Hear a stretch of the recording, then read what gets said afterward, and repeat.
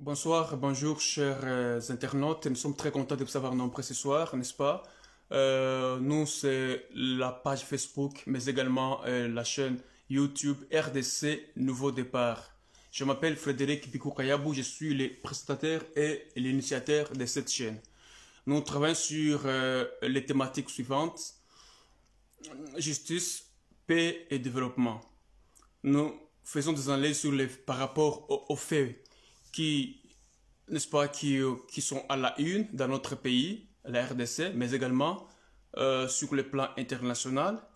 Nous essayons de les analyser et puis nous venons avec des recommandations et nous donnons notre point de vue comme cela, n'est-ce pas, est permis à tout citoyen conformément à l'article ou bien aux articles 23 et 24 de la Constitution congolaise, mais également conformément aux articles 18 et 19 de la Déclaration universelle des droits de l'homme de 1948.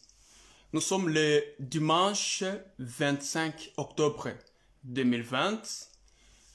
C'est une date aussi commémorative ici en RDC parce que c'est le jour où l'AFDEL, l'Alliance des forces démocratiques pour la libération du Congo, avait envahi, n'est-ce pas, attaqué l'ex-Zaïre, devenu actuellement la RDC. Et c'est en ce jour que la ville d'Ouvira fut tombée entre les mains des envahisseurs. Et donc, voilà, c'est en guise de souvenir parce que des violations de droits de l'homme étaient commises et lesquelles violations sont aussi documentées dans les rapports mapping. C'est pourquoi nous demandons qu'il y ait justice. Merci beaucoup. Aujourd'hui, sans plus tarder, nous allons parler d'une autre question. C'est le discours du président de la République démocratique du Congo, son Excellence Félix Tshisekedi. Et ce que nous pouvons retenir de ce discours, n'est-ce pas? Il a essayé de démontrer à la nation que la situation est calamiteuse, que lui-même n'en peut plus, qu'il y a des blocages à tous les niveaux. Il a démontré que la situation sécuritaire, la question de la territoriale, la question des élections, la question de la justice ou bien d'état de droit, la question du portefeuille de l'économie nationale, la question, j'ai déjà parlé de la sécurité. Ce sont des questions, n'est-ce pas, qui sont au cœur des discordes dans cette alliance qu'il a conclue avec les FCC, donc dont M. Kabila, l'ancien président, est l'autorité morale. Et donc, il a présenté d'abord ce discours. Vous pouvez les retrouver sur notre page Facebook RDC Nouveau Départ. Le président commence par démontrer que il est déçu d'abord des résultats qui jusque-là, cette alliance, n'est-ce pas, a donné aux Congolais. Il fustige parce que je pense qu'il pensait que cette alliance-là serait une bénédiction, serait une opportunité pour la RDC d'avancer. Mais malheureusement, il a retrouvé une autre réalité. Et raison pour laquelle tout bâclé, si bien qu'il ne pouvait pas avancer. Et sur le plan sécuritaire, le pays est envahi, le pays est menacé. Sur le plan social, il y a des problèmes. Et donc, la santé, il n'y en a pas. L'éducation, c'est tout un problème. L'emploi, la jeunesse, l'eau et l'électricité. Donc, tout est par terre. Et sur le plan de justice, n'est-ce pas, état de droit, c'est terrible parce qu'il y a beaucoup de crimes qui ont été commis, il y a beaucoup de détournements qui sont signalés ci et là, mais il n'y a pas de poursuites parce que tous ces gens-là, les anciens, les caciques du RCD, du PPRD, les membres, n'est-ce pas, de la plateforme ou bien du groupe de la famille, n'est-ce pas, politique de Kabila, sont couverts des immunités conformément à leur deal ou à leurs engagements. Et voilà encore, il va revenir pour demander à toutes les forces politiques, n'est-ce pas, de lui tendre la main pour pouvoir ouvrir une nouvelle ère de dialogue qu'il a appelée l'Union sacrée. L'Union sacrée, ce n'est pas la première fois que les Congolais ou bien les Aïrois, dans l'ancien temps, entendent ce mot, parce que même sous Mobutu, ce concept a été utilisé et tous nous savons vraiment quels en sont ou quels en ont été les résultats. Et donc, nous sommes dans une situation telle que les Congolais ne savent plus à quel sens se vouer. Mais aujourd'hui, nous allons essayer d'analyser cette problématique. Et c'est possible? Comment cela va-t-il se réaliser? Est-ce qu'il va dissoudre le Parlement, l'Assemblée nationale? Mais pour la question de la dissolution de l'Assemblée nationale, nous l'avons dit dans notre précédente émission, vous pouvez aller sur notre page Facebook, mais également sur cette chaîne YouTube. Vous allez voir l'émission que nous avons consacrée à cette question-là. Nous avons dit ceci, qu'en vertu de l'article 48 et article 48 et article 140, article 78 et article 148, n'est-ce pas? Il n'est pas possible à l'état actuel que le président puisse dissoudre l'Assemblée nationale. C'est une procédure, il ne peut pas se réveiller un bon matin et le faire, sinon il va commettre intentionnellement l'infraction de haute trahison qui est, n'est-ce pas, réprimée ou prévue, n'est-ce pas, par la même Constitution à son article 165. Et donc, si le président tombe dans cette situation, il sera déféré ou amené devant la juridiction qu'on appelle la Cour constitutionnelle, qui est son juge naturel en vertu de l'article 163. Et donc, légalement, il n'y a aucune option, il n'y a aucune issue pour le président de dissoudre l'Assemblée nationale parce qu'il n'y a pas de crise persistante. Et donc, tout ce à quoi nous assistons actuellement, ce n'est que de quoi dire, des tensions politiciennes en vue de se positionner dans leur deal. Et donc, il avait conclu le deal, l'accord avec les FCC, et il savait quelles étaient les clauses, n'est-ce pas, de ces deals. Et donc, il doit assumer ses responsabilités.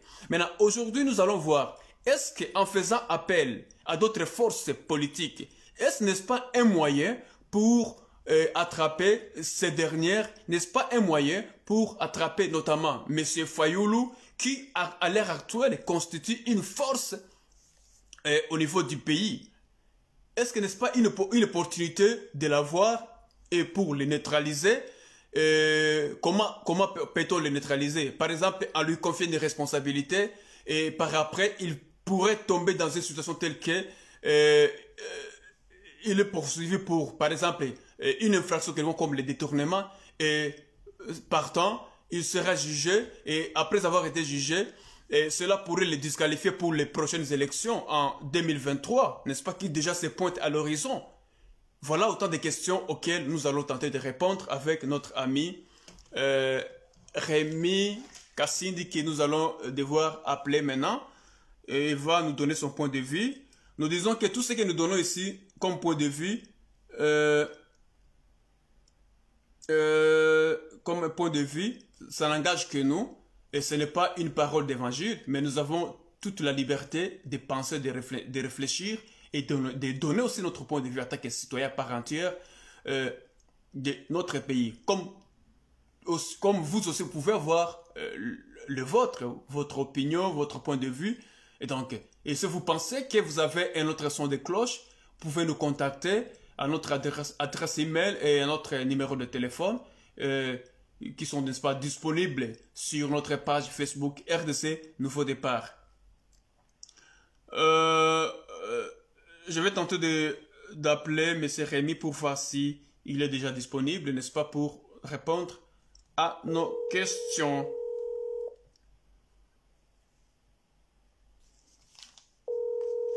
Voilà, nous sommes en train de l'appeler.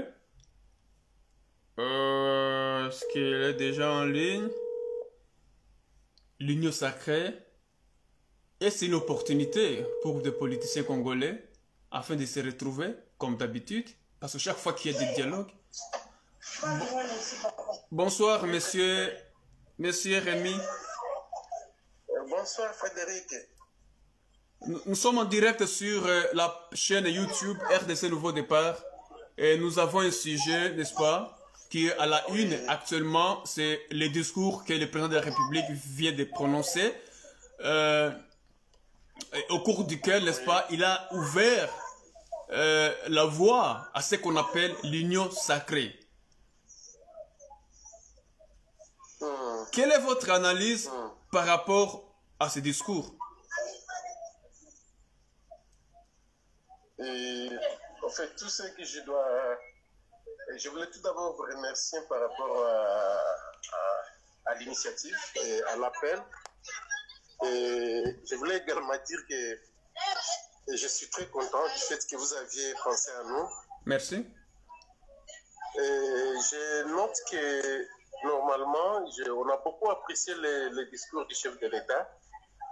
Et je pense que c'est comme le nom de votre émission l'indique, c'est un nouveau départ. Et comme moi-même, je peux noter que c'est vraiment un nouveau départ. Et il est vrai qu'il y a autant de questions sur lesquelles nous devons travailler et que lui-même ait compris qu'il y a un problème auprès de lui. Et je pense qu'il devait aussi comprendre que ce n'est pas un problème qu'il doit situer à ses alentours, mais qu'il doit au moins capitaliser et comprendre qu'est-ce qui se passe vraiment. Est-ce que le problème réside auprès de ses partenaires ou bien le problème est global? Ce sont des petites questions. Je me dis que nous pouvons avoir le temps de les développer parce que des fois, on a cette habitude d'attaquer les partenaires sans comprendre que le problème est vraiment généralisé au pays. Et moi, je pense qu'il est chef de l'État, il a des accords avec ses partenaires, il a travaillé avec eux pendant presque 2 ans, ils se connaissent, ils savent tout ce qu'ils se sont convenus.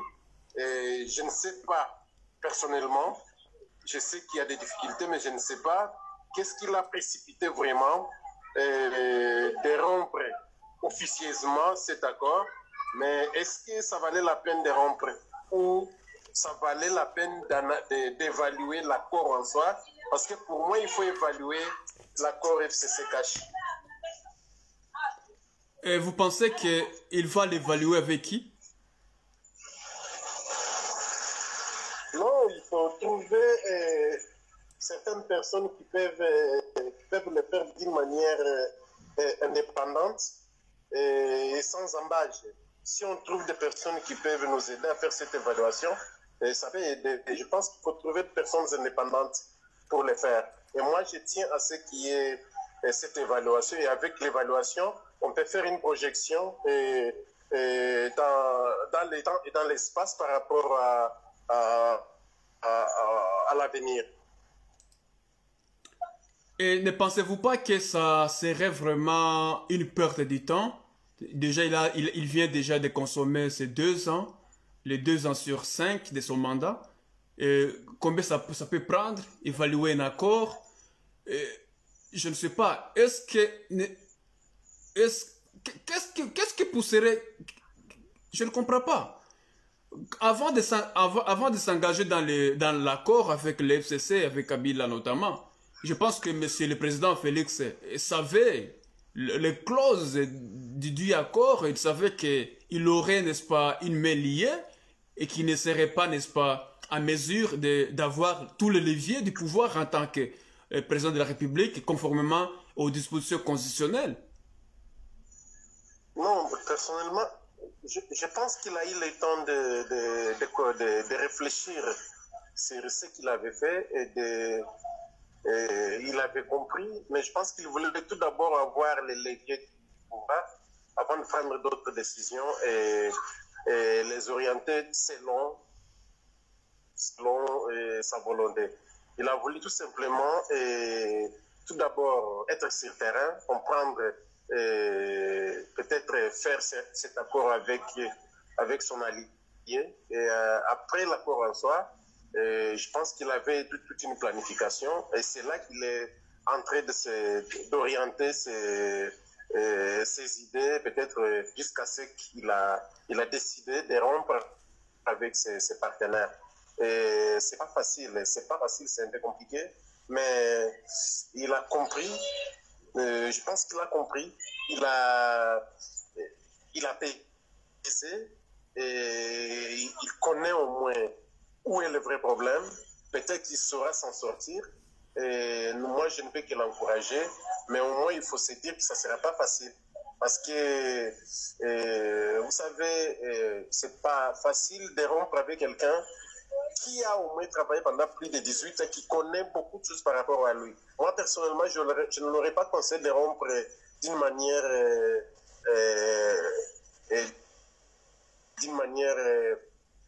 prompte comme ça. J'aurais proposé qu'il aille petit à petit, jusqu'à ce qu'il arrive au niveau où même ses alliés vont comprendre qu'il y a des difficultés et qu'ils doivent, qu'ils peuvent peut-être divorcer d'une manière ou d'une autre.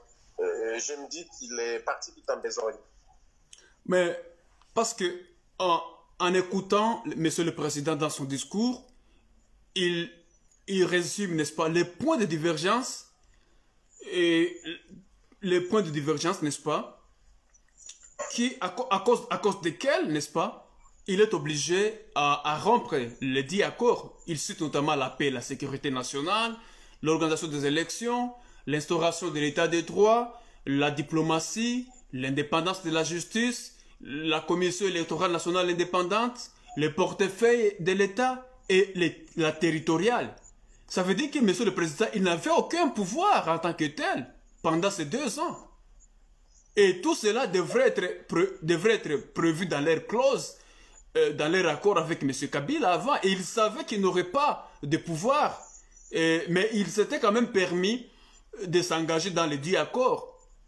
Une aventure, le goût du pouvoir, pensait-il qu'il pourrait,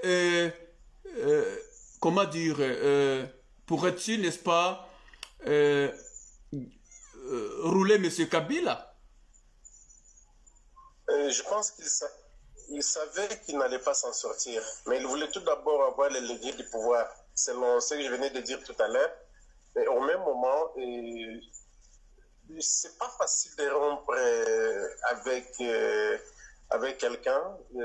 Si je peux donner par exemple un exemple, vous êtes marié avec une femme qui a plus de moyens que vous, et que vous décidez aujourd'hui de rompre avec la femme en soi, mais vous n'allez pas vous en sortir parce que ça va vous créer des ennuis. Et lui-même savait qu'il avait autant de pouvoir, il devait réfléchir sur les manœuvres par rapport au pouvoir mis à sa disposition ou par rapport à l'accord. Et je me dis que tout ce qu'il devait faire, c'est de se mettre avec ses alliés. J'ai suivi le message qu'il a transmis la fois dernière lorsqu'il a décidé de réfléchir sur un cadre de concertation. Je pense qu'il y a des choses qui ne tiennent pas, il faut que je le dise. Moi, je suis franc, je suis à la société civile, je ne suis pas politicien.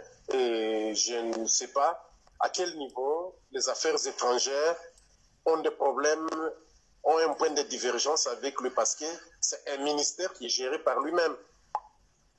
Le ministère des Affaires étrangères, c'est géré par Madame la ministre des Affaires étrangères. Est-ce qu'il y a un problème au niveau des Affaires étrangères? Parce que c'est la ministre des Affaires étrangères qui a toute une manœuvre avec elle. Et donc, c'est elle qui sait qui contacter et avec qui travailler. Et tout ce que je dois noter est que notre ministère des Affaires étrangères n'est pas ce ministère que nous voulons, du fait que Madame la ministre des Affaires étrangères n'est pas à la hauteur de ses tâches. Il faut qu'on se le dise. Et des fois, il y a l'adage de chez moi qui dit que Munyana Shindwa Asime Mulago il Teresa. C'est-à-dire, tu n'as pas bien dormi et tu dis à tes amis que non, j'avais une natte qui glissait. C'est ça, il y a un adage de chez moi qui le dit. Alors, je me dis également que par rapport aux affaires étrangères, je ne vois aucun problème qui pouvait causer ces divergences. Et par rapport à... Il y a des ministères qui sont les ministères régaliens qui sont donnés au chef de l'État. Et par exemple, le ministère de l'Intérieur, c'est le ministère de l'Intérieur qui gère la sécurité intérieure. Et à quel niveau ça bloque au niveau du ministère de l'Intérieur? Bon, c'est une question qu'il faut approfondir. Et je peux revenir sur les ministères sur d'autres ministères régaliens qui sont gérés par lui, et ceux-là qui sont gérés par son allié. Où est le vrai problème? Je me dis que le plus grand problème s'est trouvé au niveau de l'organisation des élections. Est-ce qu'on est déjà à un niveau où il fallait rompre parce qu'on n'a pas encore organisé les élections? Je pense qu'on avait un peu de temps pour essayer de réfléchir sur tout ça. Moi, je le dis sans embâche. Je pense qu'il y a vraiment des difficultés, mais ce n'est pas le bon moment où il fallait rompre avec son allié. Son allié, il sait très très bien que son allié est très fort. Son allié a géré le pays pendant plus de 18 ans. Et donc, ce n'est pas d'une manière un peu brute comme ça qu'il peut se réveiller et dire que je romps avec mon allié. Moi, j'aurais été avec lui. Je lui proposerais de réfléchir avant de prendre une telle décision. Parce que même dans les concertations que le chef de l'État va mener, je ne le dis pas, je ne suis pas un prophète de malheur, mais il va toujours se retrouver devant les mêmes difficultés, même dans les concertations. Je suis en train de voir les tournées qu'est en train de mener la première dame honoraire à l'est du pays. La femme de Kabila? Pardon? La femme de Kabila? Oui, oui, je la vois, elle fait des tournées par-ci, par-là à l'intérieur du pays. Et il faut voir comment elle est convoitée, elle est accompagnée par beaucoup de gens. Et moi-même, je suis originaire de l'Est. Moi, je travaille, je suis à la société civile. J'ai vécu comment l'ancien président était écarté dans les circuits par le passé. Mais je suis en train de voir comment il revient d'une autre manière au niveau de l'Est du pays, et pourquoi pas même à Kinshasa. Et je me dis, il y a un mot que nous avons vécu par le passé lors du procès Caméré, c'est « je ne suis pas sûr s'il va s'en échapper ». Voilà. Et donc, Félix lui-même connaît il connaît les problèmes de son accord avec son partenaire Kabila. Et donc, c'est à lui de nous dire ce qui ne marche pas et peut-être pourquoi ça ne marche pas. Si, tout en reprenant votre anecdote, n'est-ce pas, du marié, quelqu'un qui est en union avec un homme qui vit en union avec une femme et qui vous dit que ça ne va plus à cause de ça. Est-ce que peut-on vraiment douter ou bien s'opposer à ce qu'il dit? Lui-même, il est témoin oculaire du problème.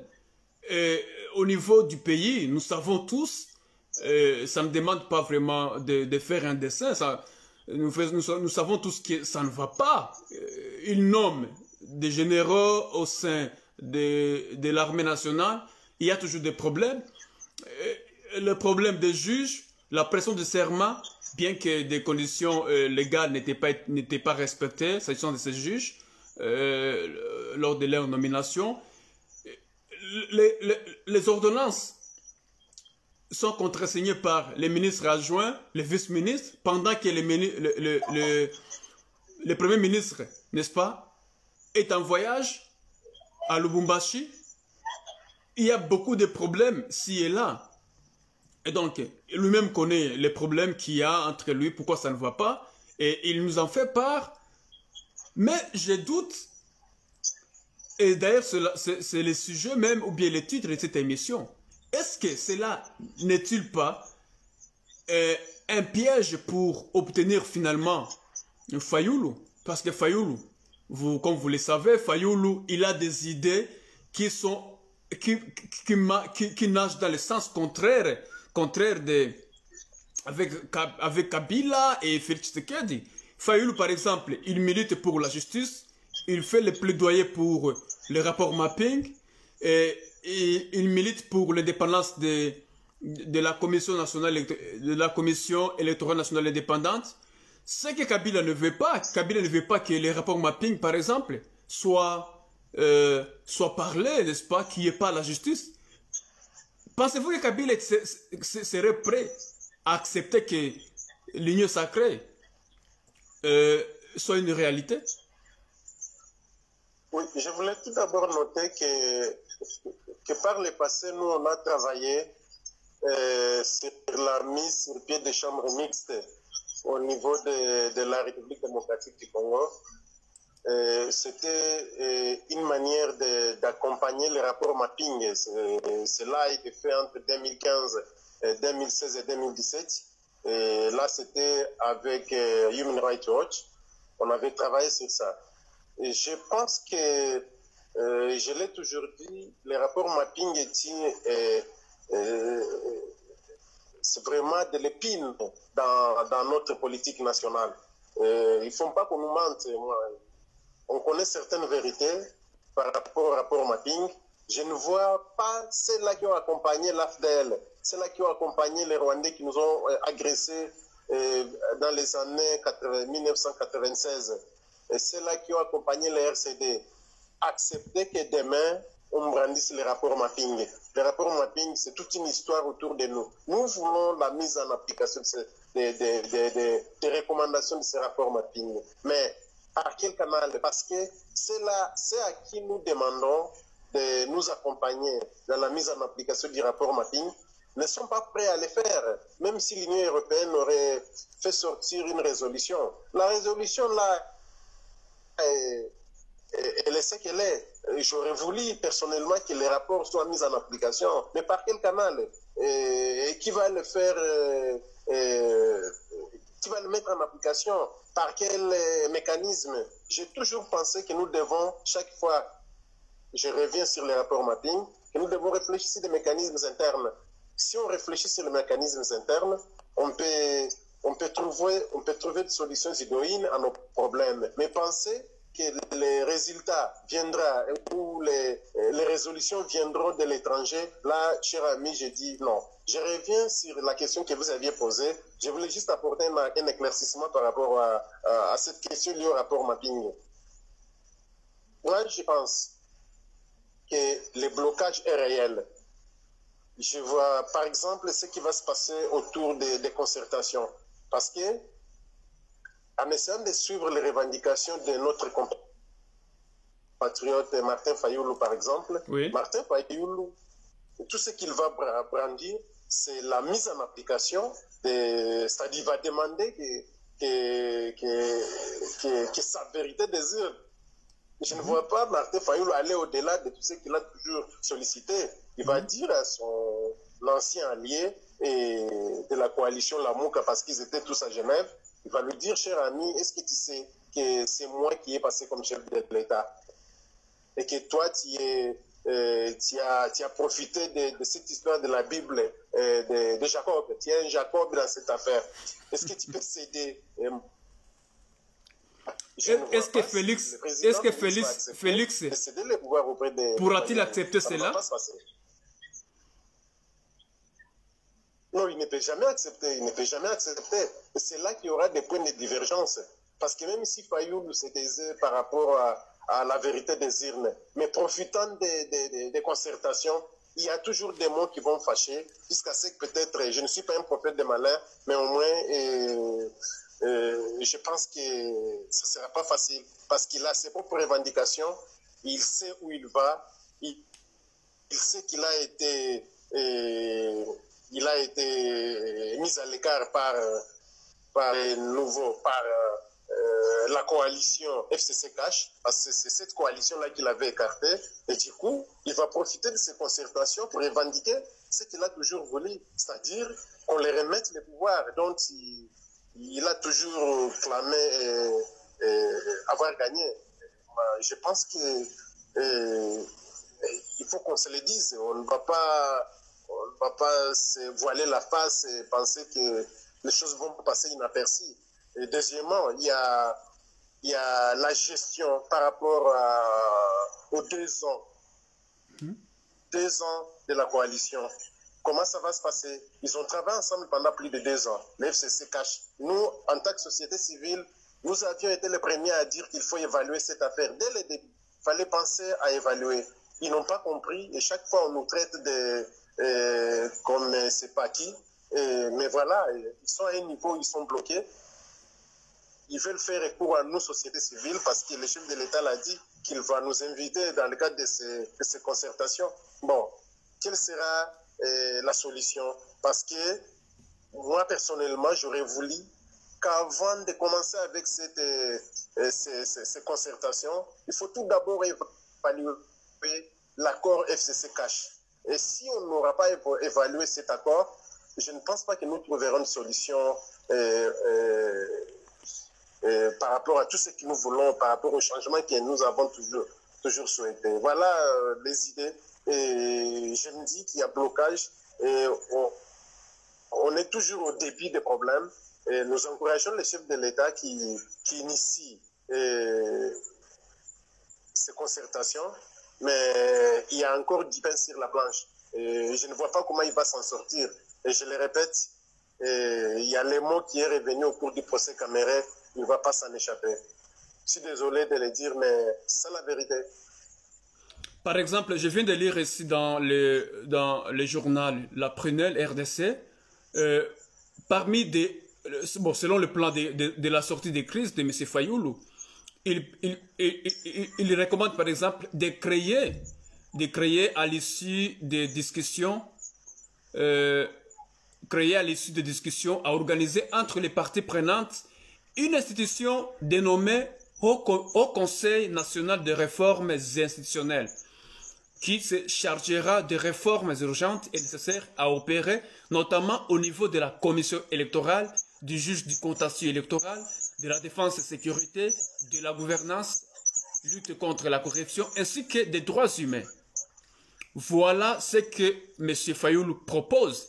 Pensez-vous que cela sera-t-il, n'est-ce pas, possible? Parce que Kabila aussi ne peut pas, par exemple, lâcher la sécurité, la justice, la commission électorale indépendante. Est-il prêt? Par exemple, pour la justice, il sait que s'il lâche, et on va fouiner dans le passé. Et comme vous le savez, la justice s'englobe, ça se rapporte et au rapport mapping et au pillage des ressources nationales de la RDC et au détournement. Il y a beaucoup de choses, n'est-ce pas, qui pouvaient être révélées par la justice. Est-ce que Kabila serait-il prêt à dévoiler, à lâcher? Merci beaucoup, cher ami. Je pense qu'il y a lâché ou pas, nous on est tous Congolais, on finira toujours par découvrir la vérité. Le problème du rapport mapping est qu'il est global. Il globalise et beaucoup ont été impliqués d'une manière directe ou indirecte dans ces affaires. S'ils n'ont pas été dans les pillage des ressources naturelles, ils ont été dans des rébellions, parce que je ne vois pas comment notre compatriote Jean-Pierre Bemba, qui est au sein de la MOUCA, peut s'échapper des rapports mapping. Non. Et si on essaie de puiser plus loin, il a été chef d'IRCD, il a été... MLC? Pas d'IRCD, d'IMLC. Il s'y connaît quelque chose. Et c'est pas seulement lui, il y a autant qui ont été avec l'IRCD qui sont au pouvoir aujourd'hui. Est-ce qu'ils vont s'en sortir?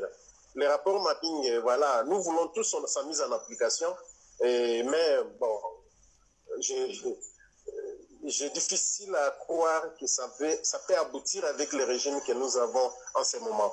Je suis pour ces rapports parce que j'y ai personnellement travaillé d'une manière indirecte, mais au moins, je pense que nous avons encore du pain sur la planche. Et Kabila n'a pas intérêt ou n'a pas le droit de refuser. Comment? En fait, la sécurité est gérée par les chefs de l'État partagé par son ancien allié parce que c'est lui qui gère les forces de défense. Mais il faut que l'on dise la vérité. Le vice-ministre de la Défense et du FCC cache. Les ministres de la Défense et du FCC. Et donc, ils travaillent tous ensemble, ils se connaissent. Donc, moi, je n'ai rien à cacher par rapport à tout ça. Tout ce qu'ils doivent faire, c'est de réfléchir sur un mécanisme solide. Et le mécanisme solide, c'est un véritable dialogue. Ils doivent nous dire la vérité. Ils doivent... si j'étais quelqu'un d'autre, j'allais demander à tout le monde de vider ces liens. Je reviens sur une autre question qui est très très importante.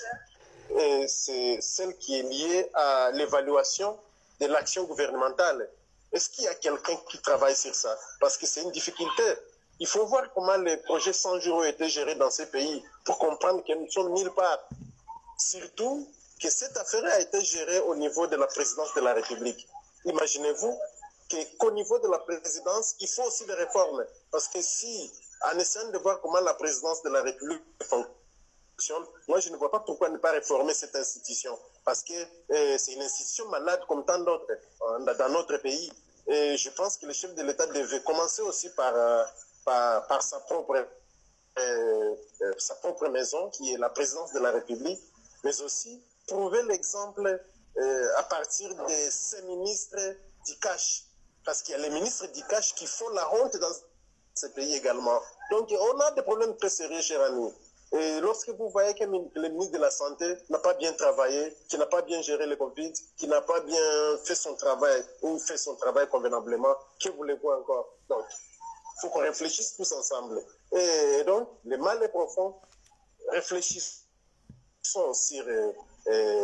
faisons une sorte de diagnostic pour trouver le vrai remède et essayer de trouver des solutions ensemble pour que le pays avance. Parce que tous ont plongé, tous méritent pendaison. Et du coup, moi personnellement, je pense que rien ne va. À tous les niveaux. D'accord. Quand je lis toujours dans les mêmes articles, dans la même revue, M. Fayoul propose que, il dit ceci, pendant la période de réforme de 18 mois, environ, la coalition Cash-FCC, ça veut dire la coalition Kabila et alliés, et UDPS et FCC de l'autre part, n'est-ce pas, dirigera les pays, et la coalition Lamouka, dont Fayoul fait partie, n'est-ce pas, dirigera les HCNRI, qu'on appelle le Haut Conseil National des Réformes Institutionnelles. Et donc, est-ce que cela est-il possible? Et en plus, il propose qu'il y ait également, n'est-ce pas, l'organisation de nouvelles élections générales, à savoir présidentielles, législatives, nationales et provinciales, sénatoriales, présidence des assemblées provinciales, gouverneurs et vice-gouverneurs de provinces, et lesquelles élections doivent être ouvertes à tout le monde conformément à la loi.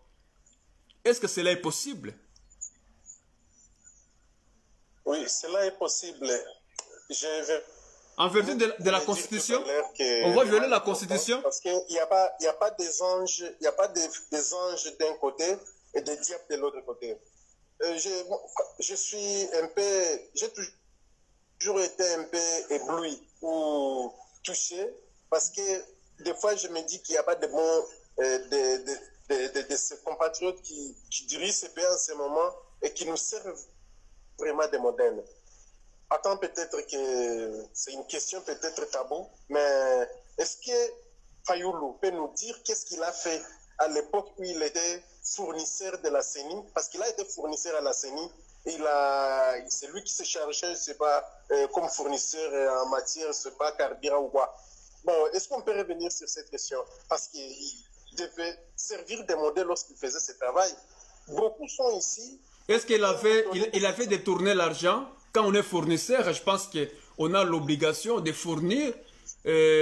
Donc l'objet du contrat porte essentiellement sur la fourniture des biens dont dont l'autre parti, à savoir ici la RDC, a besoin. Et s'il l'avait fait, mais je pense qu'il ne l'avait pas fait, il y aurait des poursuites contre lui. Non, je répète une chose. Est-ce qu'il peut nous dire qu'est-ce qui a été à la base de la rupture de son contrat entre lui et la CENI lorsqu'il était fournisseur du carburant? Non, disons-nous certaines choses. C'est là que nous devons tous voir les choses de la même façon. Moi, en fait, j'ai peut-être la malchance d'être à la société civile et de voir les choses un peu plus loin que moi. Mais, en fait, tous sont péchés. Tous sont péchés. Et le pays mérite vraiment une guérison miracle.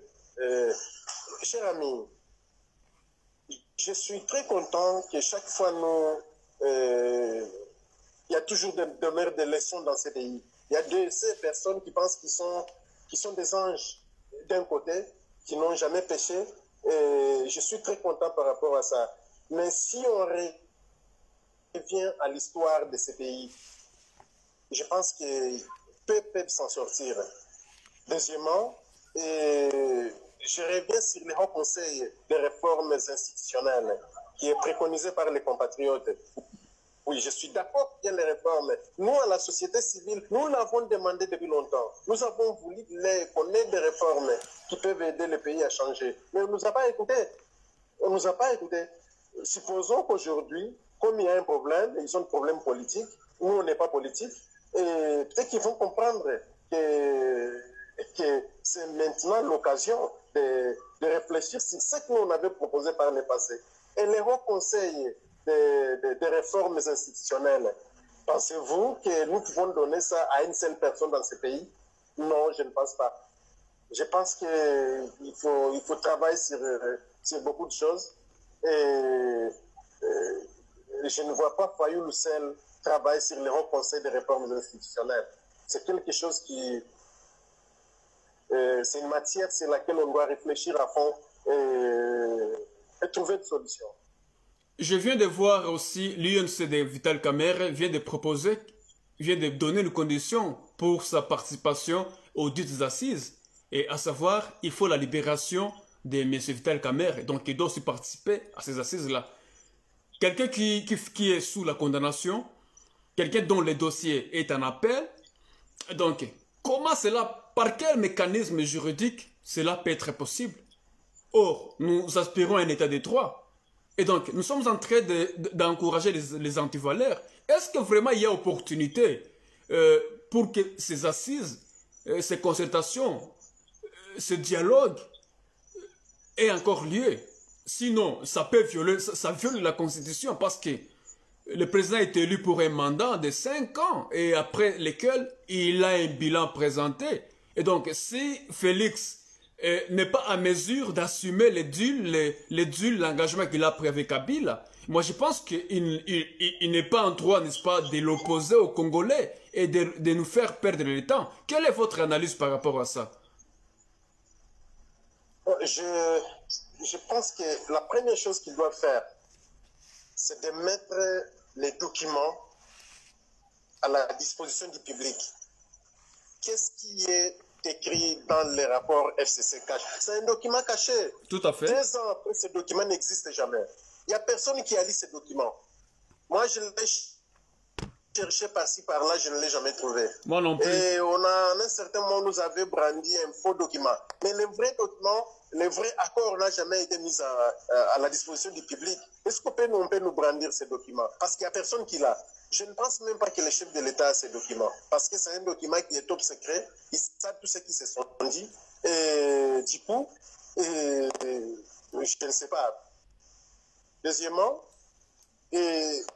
oui, les compatriotes qui sont membres du parti de Vital Kamerhe, qui est en prison en ce moment. Moi, tout ce que je peux dire par rapport à cette question est que je ne voulais pas entrer en détail de cette question qui est entre les mains de la justice, mais au moins, tout ce que je peux dire est qu'il faut réfléchir sur l'humanité qui doit aussi nous incarner. Pour le moment, les compatriotes sont malades. je ne vois même pas comment il va participer à ces assises parce qu'il doit se faire soigner. Je ne vois pas pourquoi on le bloque pour se faire soigner. Il faut qu'il aille se faire soigner. On n'aimerait pas qu'il mette pour qu'on vienne dire, voilà, on ne savait pas, ceci, cela, ou que ce soit un problème aussi, un conflit dans l'avenir. Tout ce que nous devons faire, c'est que la République doit réfléchir sur la manière dont on peut l'accompagner pour se faire soigner. Après s'être soigné, peut-être qu'il sera acquitté parce qu'il n'a jamais été condamné définitivement. Et ce n'est pas une condamnation définitive. Et je me dis que comme ce n'est pas une condamnation définitive, peut-être qu'il peut participer à ces concertations. Après s'être soigné, il est très dommage qu'étant malade pour le moment, il ne sera pas à ces concertations, même si on l'est libéré aujourd'hui. Il est malade, donc il ne sera pas là. Et donc, moi, ce que je propose en ce moment, c'est que l'on fasse tout pour sauver ses compatriotes qui est malade et que son dossier poursuive son cours après avoir été soigné. Si les membres de son parti estiment qu'il faut aussi qu'il soit de la prison pour qu'ils viennent participer, moi je ne vois pas le problème. Mais ce sont les membres de son par parti. Quel mécanisme alors? Quelqu'un qui est sous la condamnation, par quel mécanisme?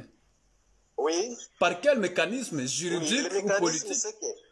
Le mécanisme, c'est que jusqu'aujourd'hui, on n'a jamais prouvé que que l'ancien président, que le directeur de cabinet du chef de l'État, parce qu'il l'est toujours jusqu'aujourd'hui, avait volé. On ne l'a jamais prouvé. La justice n'a jamais prouvé par rapport aux détails. Donc, mais il est en détention toujours. Il a été condamné, bien qu'on ait un appel. Oui, on est en appel, bien sûr. Mais il est en appel, mais il n'a jamais été condamné définitivement. Et donc, donnons-lui encore les bénéfices du doute. Du doute.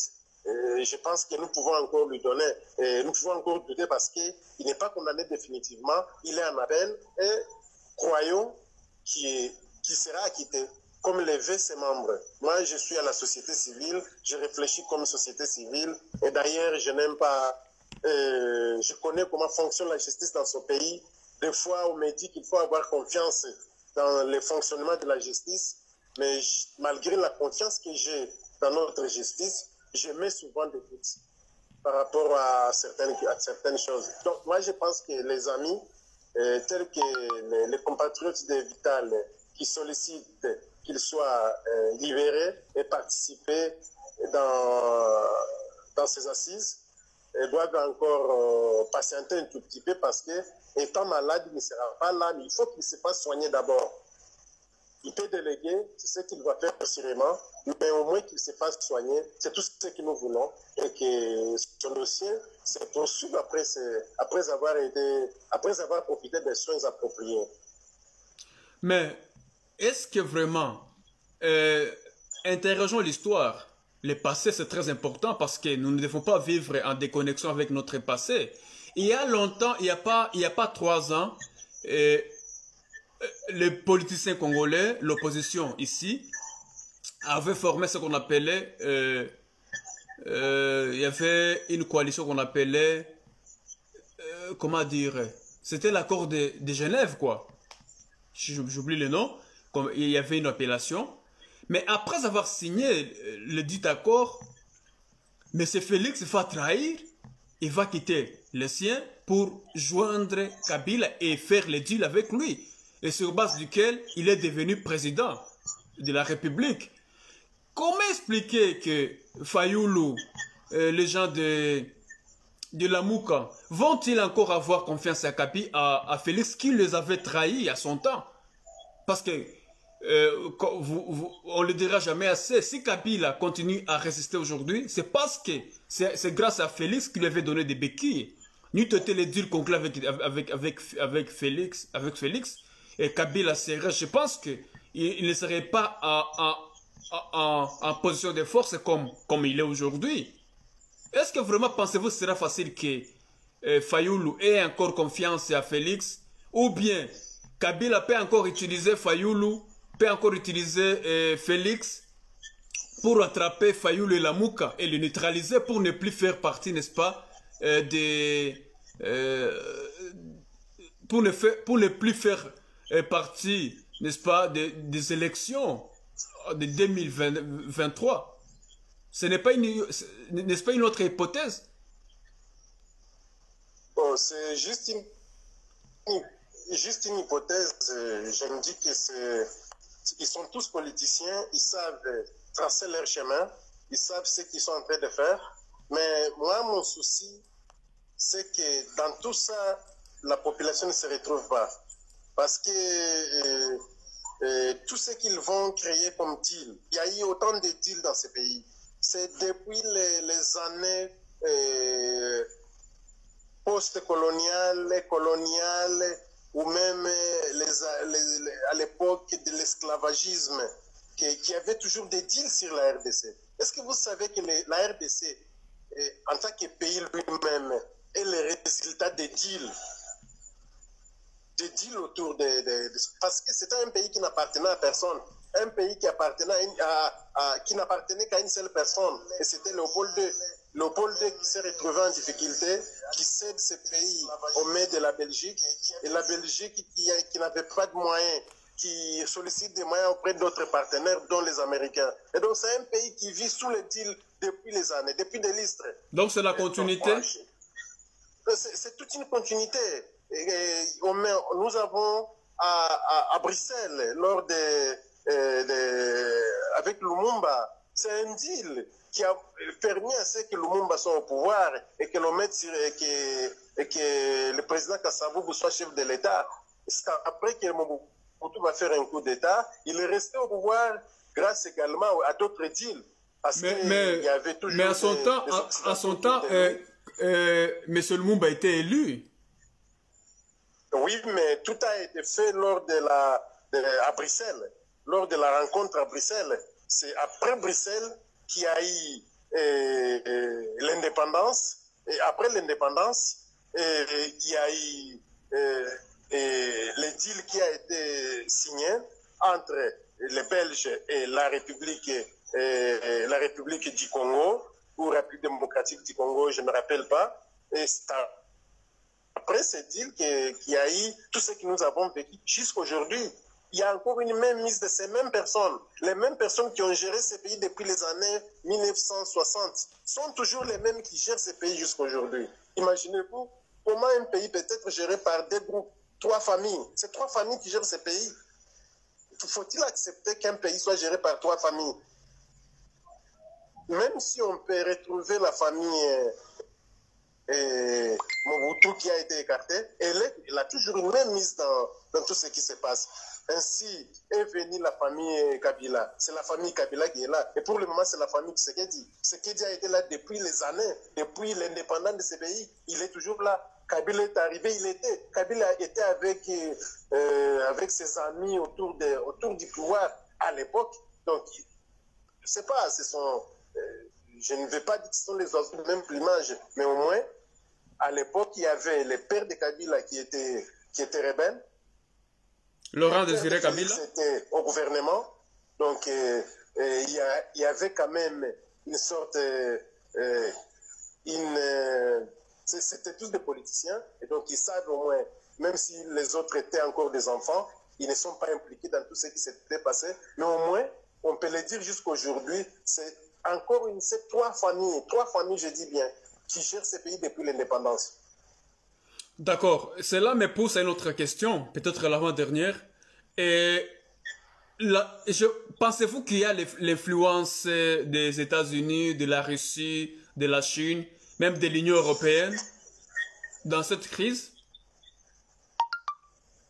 J'aimerais bien avoir des preuves parce que j'ai vu lors de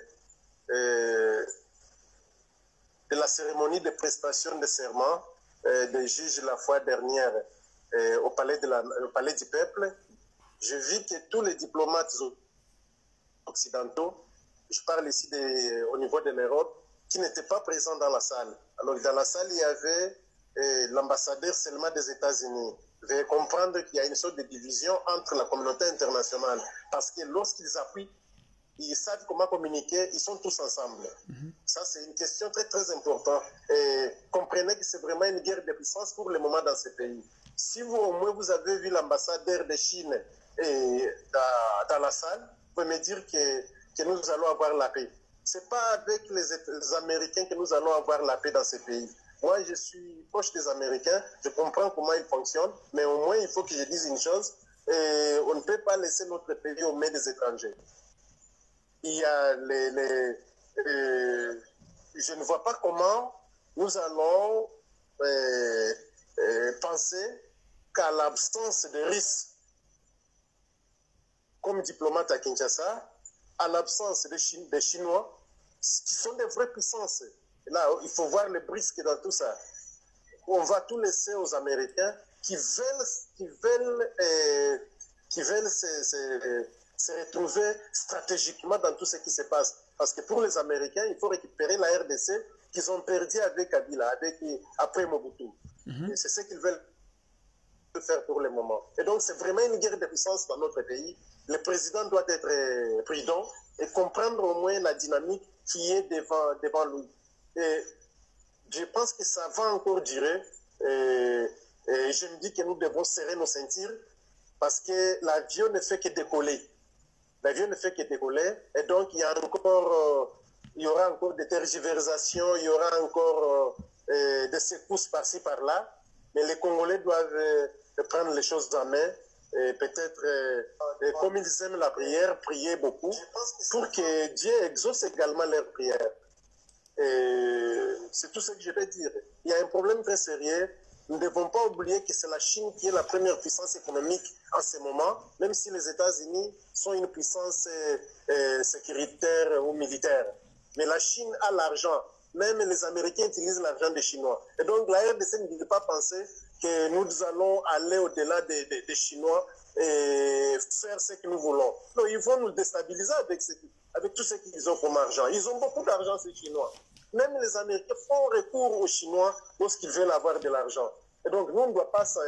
Je ne suis pas d'accord avec les chefs de l'État lorsqu'ils organisent des tournées partout dans le monde sans avoir visité la Chine. Ils vont nous déstabiliser, ces gens, si on ne comprend pas ce qu'ils sont dans l'économie mondiale. Donc, nous devons voir les choses de loin. Et quand on voit les Chinois, il faut également voir les risques qui sont des alliés des Chinois, mais aussi les Sud-Africains, qui sont une puissance africaine, qui forment tous les brisques. Est-ce que nous, on a eu le temps de réfléchir sur tous ces gens qui doivent être avec nous, qui doivent nous accompagner dans le développement de ces pays? Bon, je pense qu'il faut travailler dur, hein, parce qu'il y a beaucoup de choses à faire. Et je pense que les chefs de l'État doivent encore prendre ses lunettes pour essayer de voir au clair et ne pas tomber dans les pièges même de ces Occidentaux qui ont trompé Mobutu, ils ont trompé Kabila. Kabila fils les a échappés un tout petit peu, et raison pour laquelle eux-mêmes ne l'aiment pas, mais aussi qui veulent s'accaparer de Félix. Et moi, franchement, je suis nationaliste et je vais dire que les chefs de l'État que nous avons accompagnés, que nous avons appuyés, doivent tout faire pour ne pas mettre le pays dans la gueule du loup. Parce qu'il y a des loups autour de nous qui veulent nous exterminer, si je peux le dire ainsi. Mais nous devons réfléchir sur ce que nous faisons. D'accord, donc on peut comprendre que, partant de ce que vous venez de dire, que Félix est utilisé tout en étant dans l'alliance avec M. Kabila, le deal secret, il est utilisé par les Américains pour anéantir M. Kabila, pendant que Kabila aussi, à son tour, a pour allié la Russie et la Chine, qui aussi ne sont pas les moindres, n'est-ce pas? Et donc, c'est un combat, c'est une bataille de puissance qui ne profite, je dirais, jamais aux Congolais. Oui, effectivement. Je dois dire, je dois le dire tout haut, c'est vraiment un combat et une bataille de puissance dans ce pays pour le moment. Est-ce que vous savez que les Russes ont installé leur base à Bangui en Centrafrique? Quel intérêt stratégique des Russes qui installent une base à Bangui? Est-ce que ce n'est pas pour essayer d'avoir une vision très proche sur notre pays? Et quand on voit les Russes à Bangui, qu'est-ce qu'ils font là-bas? Parce qu'on nous dit qu'ils sont en train de combattre les Séléka. Je ne sais pas, mais c'est vraiment une puissance. Deuxièmement, quel est le rôle de la Belgique? Parce que la Belgique a toujours été utilisée dans tout ce qui est comme affaire des Américains. Pourquoi les Belges n'ont pas été dans la salle les samedis passés? En fait, nous devons travailler sur cette question. Le président doit avoir une équipe stratégique qui travaille avec lui, qui réfléchit avec lui, et non des flatteurs qui lui disent non, nous allons faire ceci, nous allons faire cela, alors qu'après ils vont fuir, il faut laisser le président seul, et c'est ce que nous ne voulons pas. Nous avons travaillé pour les changements, et nous ne voulons pas avoir des flatteurs autour du chef de l'État. Il a trop de flatteurs autour de lui, des gens qui veulent nous amener dans les grammaticales, c'est pas qui veulent nous conjuguer les verbes indéfinis. Non, c'est pas ça que nous voulons. Nous voulons le pragmatisme. Nous voulons avoir un pays qui a des routes. J'ai toujours dit que nous ne pouvons rien faire dans ce pays tant que nous n'aurons pas une route qui relie l'Est à l'Ouest, le Nord au Sud. Et si le chef de l'État ne le fait pas, il est vrai qu'il y a un contrat avec les Allemands. Et je voulais aussi lui rappeler que son prédécesseur Kabila avait signé un contrat avec les Chinois, mais le même contrat a été combattu par les Occidentaux. Donc, mettez-vous en tête qu'il va faire ce deal avec les Allemands. Ils ont beaucoup d'argent, c'est autour de 25 milliards de dollars. Mais est-ce que les Allemands ne vont pas être combattus par d'autres personnes? Est-ce que c'est le gouvernement allemand qui va faire sortir cet argent? Est-ce que les Allemands ne vont pas faire recours aux Chinois? J'ai été en Chine, j'ai vu comment les Occidentaux sont toujours en Chine pour négocier l'argent. Donc, je connais au moins cette dynamique. Il y a beaucoup de choses à faire, mon frère. Et le pays a des problèmes sérieux. D'accord. Est-ce que je vais citer un adage là qui a été cité par les Américains en 1999 lorsqu'ils combattaient Laurent Désiré Kabila. Donc il disait ceci: nous allons obtenir par les négociations ce que nous n'avons pas obtenu par la guerre. Et comme vous le savez, dans l'histoire, il y a 20 ans, plus de 20 ans, M. Kabila, Laurent Désiré Kabila, combattait contre les Américains, les Anglo-Saxons, les Canadiens, les Américains, les Britanniques, les Australiens, et ainsi de suite, n'est-ce pas? Même l'Union européenne. Maintenant, comme Kabila résistait, Laurent Désiré Kabila résistait militairement, parce qu'il avait les alliés forts, les Zimbabwéens, les Angolais, les Namibiens, les Tchadiens. Les Américains et alliés, ils avaient décidé, n'est-ce pas, de faire le cessez-le-feu et de demander, n'est-ce pas, des négociations. Et c'est à partir des négociations que M. Kabila était cuit. Est-ce que pensez-vous qu'en demandant les négociations, n'est-ce pas, les Américains sont-ils en train d'utiliser Félix pour rattraper Kabila, qui lui est du côté des Russes et des Chinois? Oui, comme je venais de le dire, Kabila a toujours été du côté des Chinois pour ne pas citer les Russes. Félix est pour le moment avec les Américains. Oui. Mais il faut qu'on se le dise, ce sont des puissances extérieures. Quelle est la place des Congolais? On ne doit pas faire... ce sont ce genre de deals qui, des fois, nuisent ces pays. Je ne vois pas comment, si Félix ne respecte pas les deals, parce qu'à un certain moment, il va vouloir changer, et ça ne va pas être facile pour lui. Il ne doit pas tout céder auprès de ceux-là ce sont ce genre de deals qui viennent lui demander ceci ou cela. C'est tout ce que je peux dire. Voilà. Donc, cette situation est tellement compliquée. C'est une situation dont on ne connaît pas encore l'issue. C'est vraiment compliqué et ça ne profite en rien aux Congolais parce que, d'abord, l'ordre constitutionnel sera perturbé et donc on ne va plus respecter la Constitution. On sera obligé de créer une autre transition, n'est-ce pas, avec toutes les réformes que les partis politiques proposent.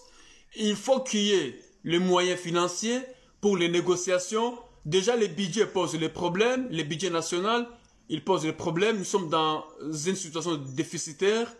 Et les Congolais de lambda, la situation, le Congolais de lambda, le citoyen congolais, il ne profite de rien de cette situation, à part les politiciens qui vont une fois de plus se retrouver sur les mangeoires, n'est-ce pas, en train de discuter, de débattre, n'est-ce pas, des questions, des positionnements, pendant que le pays est sous le feu, pendant que la situation sociale est catastrophique, il y a le dossier Minembwe qui est en veilleuse, et il y a le développement du pays qui est par terre, les élections de 2023 qui sont, je pense, remises en cause parce que quand il y aura les deals de négociation, il faudra, n'est-ce pas, qu'il y ait le temps pour parler. On ne sait pas, ça va prendre combien de temps. Et vous vous souvenez que la conférence nationale souveraine en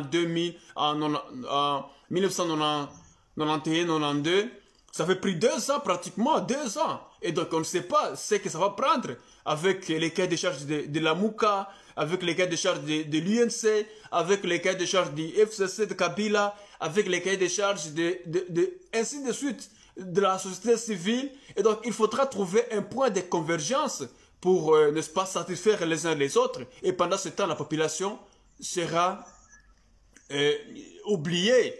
Maintenant, est-ce que ne sommes-nous pas devant une situation du coup d'État constitutionnel et que la population peut appliquer l'article 64 de la Constitution? Parce qu'il y a déjà un groupe de gens, de politiciens qui veulent prendre, n'est-ce pas, le pouvoir par force. Et cela viole l'ordre constitutionnel. Est-ce qu'on ne peut pas appliquer l'article 64?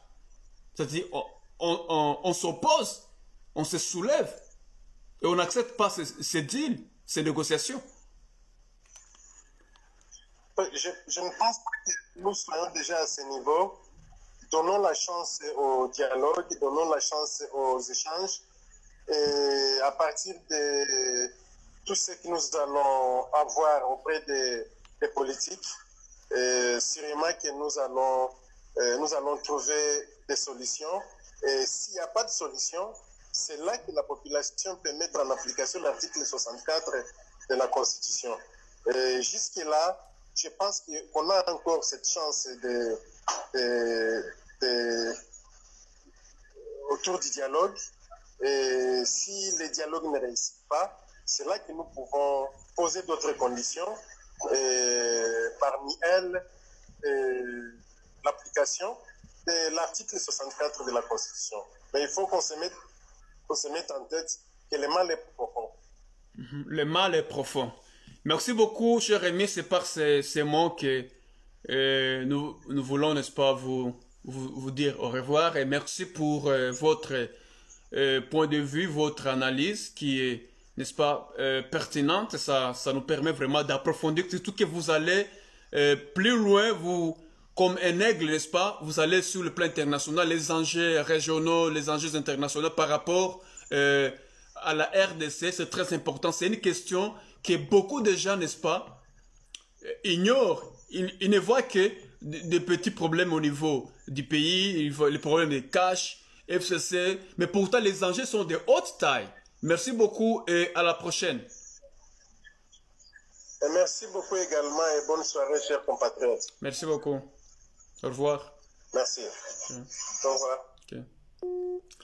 Voilà, chers amis, nous venons de suivre le point de vue de M. Rémi, qui est un défenseur des droits de l'homme. Il est également le directeur du Centre de recherche pour la paix et la sécurité dans la région des Grands Lacs. C'est aussi un consultant auprès des organisations internationales pour des questions de droits de l'homme, des matières électorales. Et donc, en résumé, qu'est-ce que nous pouvons comprendre? Notre titre portait sur le point suivant.